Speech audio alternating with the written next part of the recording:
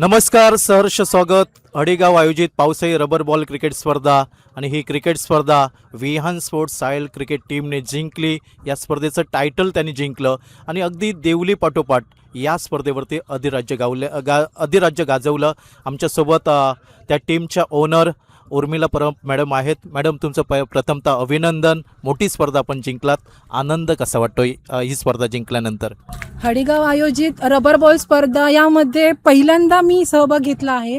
पहिल्यांदा वाटलं नव्हतं की एवढ्यापर्यंत पोहोचू, कारण एकापेक्षा एक संघ मोठे होते, त्याच्यामुळे कुठेतरी टफ फाईट होती. पण आता ही स्पर्धा जिंकल्यानंतर मी खूप आनंदी आहे. माझ्या टीमचा मला खरंच खूप अभिमान आहे की आज टीममुळे माझं नाव किंवा माझ्या साळेल गावाचं नाव आज सगळीकडे प्रसिद्ध झालं आहे.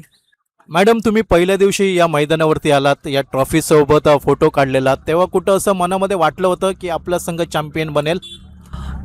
जेव्हा मी पहिल्यांदा आली तेव्हा माझ्या संघाची मॅच नव्हती, पण देवली चषक घेऊन मी इथे आली होती. तर मला पहिल्यांदा असं वाटलं नव्हतं की ही मॅच माझा संघ जिंकेल, कारण कसं माहिती आहे एकापेक्षा एक होती, पण कुठेतरी खात्री होती, विश्वास होता की माझी टीम विहान स्पोर्ट्स साळेलचं नाव कुठेतरी मोठं करेल अशी मला खात्री होती. त्याच्यामुळे वाटलेलं की ही जशी ट्रॉफी मी देवलीची घेऊन गेली माझ्या घरी, तशीच मी इथली पण हडी चषकची पण मॅच मी माझ्या घरी घेऊन जाईल असा मला विश्वास होताच. टीम ज्यावेळी तुम्ही खेळता, एक स्त्री म्हणून तुम्ही ओनर आहात आणि क्रिकेटकडे येण्यामागचा असा उद्देश म्हणजे आवड आणि घरच्यांचा पाठिंबा कशा प्रकारे असतो?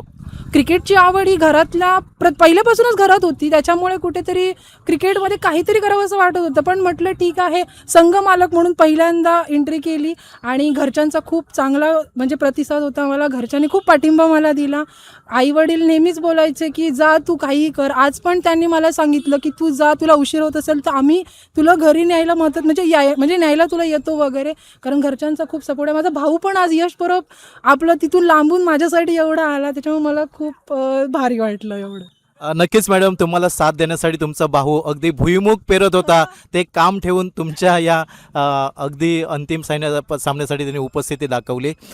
मॅडम, शेवटचा प्रश्न, विहान स्पोर्ट्स सायल क्रिकेट टीम ज्यावेळी तुम्ही निवडली, ISPL खेळाडू दर्शन बांदेकर तुमच्या टीममध्ये खेळत होता, तर कशा प्रकारे टीम सपोर्ट आणि दर्शन तुमच्या टीममध्ये खेळताना कसं पाहायला आवडलं?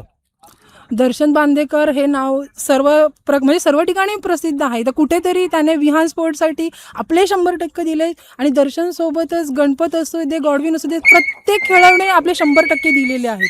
तर त्याच्यामुळे असं कुठेतरी म्हणजे पूर्ण एक टीम मिळून त्यांनी हे यश दिलेलं आहे. तर त्याच्यामुळे मला खूप भारी वाटलं की विहान स्पोर्ट्ससाठी दर्शन बांदेकरने आपले 100% देऊन देवबाग टीमने साळेल संघाचं नाव कुठेतरी पुढे केलं आहे. मॅडम, मनापासून तुमचं अभिनंदन. यापुढील आता पावसाळी हंगाम आहे, तो संपल्यानंतर अगदी टेनिस क्रिकेटचा हंगाम सुरू होईल आणि त्याही मोठमोठ्या स्पर्धांमध्ये तुमचा संघ खेळताना नक्कीच लोकांना पाहायला आवडेल.